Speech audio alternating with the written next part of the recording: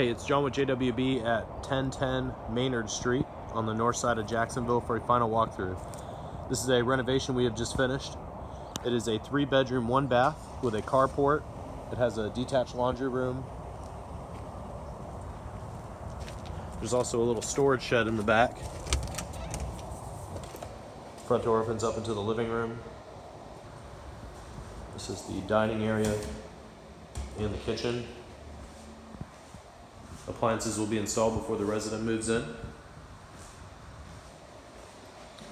the hallway.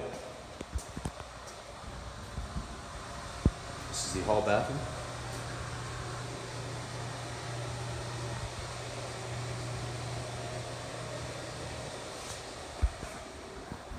And bedroom 1.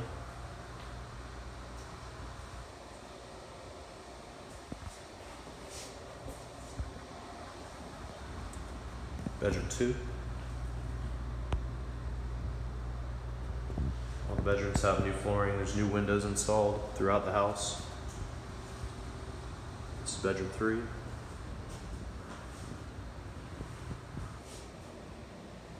So that'll conclude this walkthrough. This home is ready for rent.